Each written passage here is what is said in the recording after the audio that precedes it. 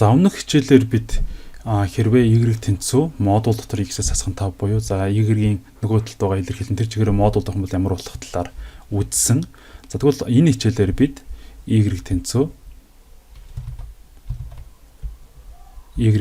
модуль дотор x зөвхөн x нь модуль дотор тэгээд ийм байвал яах талаар үзье. За тэгэхээр буцаад хэдүүлээ энийхээ графикийг байгуулад үзэх юм бол ямар болж байгаа вэ гэхээр за энийг графикийг байгуулахаа өмнө хэдүүлээ зүгээр y тэнцүү x-ээс хасах нь 5-ын график яаж ямар болохоо дахиад байгуулъя. Хасах 1 2 3 4 5 тий x-ийн оронд тэг байхад хасах 5 болно. Харин 5 байх юм бол тэг болно. 1 2 3 4 5. За үүнийг би улбар шаран за ийм өнгөөр зуръя. За график нь ийм болно гэсэн үг. За тэгвэл дахиад доо мэдээлэл цэг орлуулад ямар болохыг нь ажиглая. Өөрөөр хэлбэл x-ийн орон нутгаа орлуулъя. Тэгийг орлууллаа. Тэг дээр хасах 5 хിവэрэ байна. Тэгэд нэгийг орлуулад нэгийг орлуулахаар модуль дотроос эрэг тоомч 1 гарч ирээд хасах 4 болж байна. Тэгвэл хасах нэгийг орлуулад үзье. Хасах нэг дээр одоо сонирхолтой юм болж байгаа нь яа гэхээр юу вэ гэхээр модуль дотор хасах нэг тавьсан ч гэсэн тий y тэнцүү модуль дотор хасах нэг хасах нь 5 гэж байгаа ч гэсэн энэ яг нэгтэг адилхан болчихно. Ягаад гэвэл модулаас гарч ирэхдээ хасах нэг маань 1 болоод хасах нь 5 гээд хасах 4. Өөрөөр хэлбэл яг нэг дээр ямар утгатай байсан те энэ цэг буцаад хасах нэг дээрээ үүнийг авна гэсэн. Үүнтэй яг адилаар энд 5-ыг орлуулад тэг болж исэн бол одоо хасах 5-ыг орлуулад үзье. Y тэнцүү модуль дотор хасах 5-аас хасах нь 5. Тэгвэл модулаас 5 гарч ирээд 5-аас хасах нь 5 болоо тэг болно гэсэн үг. Өөрөөр хэлбэл хасах 1, хасах 2, хасах 3, хасах 4, хасах 5 дээр тэг болдог. Ийм юу болох нь байна. График гарна. Хэрвээ графикыг одоо зурах юм бол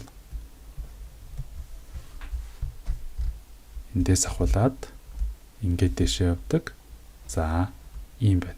За шин чанарын хувьд юу вэ гэхээр босоо тэнхлэгээс одоо эрэг байсан эдгээр бол бүгд хэвэндээ үлдэнэ. Энд байгаа болон энд байгаа энэ хэсэгт байгаа бүгд хэвэндээ үлдэнэ. Харин босоо тэнхлэгийн сөрөг утгад байгаа энэ мужийн мөч гэж нэрдэг. Энэ мөчийн одоо цэгүүд бол бүгд яг энэ эрэг талд байгаатай адилхан болно. X тэнхлэгийн эрэг талд байгаатай. Өөрөөр хэлбэл ер нь бол X тэнхлэгийн эрэг талд байгаа энийг толин хувиргаад нөгөө талд нь гаргаад тавьж байна гэсэн үг. За ийм байдлаар хувиргалт хийгдэх нь байна.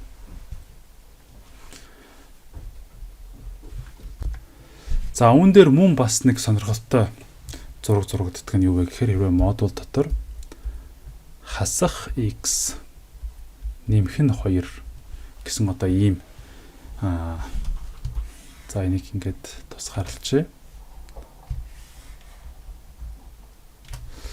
Ийм график ер нь ямар хөө болж зурагдах вэ гэдгийг хэдүүлээ сонирхоод үзье. За координат маань бол за ишээ x ишээ y тэнхлэг байгаа. За тэгэхээр энийг одоо хэдүүлээ зүгээр модульгүй байсан бол энэ маань хасах x дээр нэмэх нь 2 буюу y интерсепт нь 2 1 2 гэж энд тогтолдог. Тэгээд налалт нь бол хасах нэг болохоор баруун тишээ явах тусам 1-ээр багасаад 2 1 дээр 1 2 дээр тэг болох ийм графиктай байна. Иймэрхүү график зурагдан. За энийг хэдүүлээ байгуулвал за ингэж байгуулагдана гэсэн үг. За тэгэхээр одоо хэдүүлээ энэ өмнөх энэ хэсгийг ажиглах юм бол график нь модуль авал энэ улаан нь яаж зурагдах вэ гэхээр улаан нь бол яг энд 2 дээр тэг байсан бол одоо хасах 1 хас 2 дээр тэг болно гэсэн үг. Тэгээд энд жишээ нь 5-ыг орлуулгаад хэд болох юм? Хасах 5 дээр 2-ыг нэмээд хасах 3 5 дээр энд хасах 3 болж исэн бол энд хасах 5 дээр хасах 3 болно гэсэн үг. Өөрөөр хэлбэл эрэг 5 дээр ямар утга авч исэн яг хасах 5 дээр тэр утгаа аваад хувирна гэсэн үг.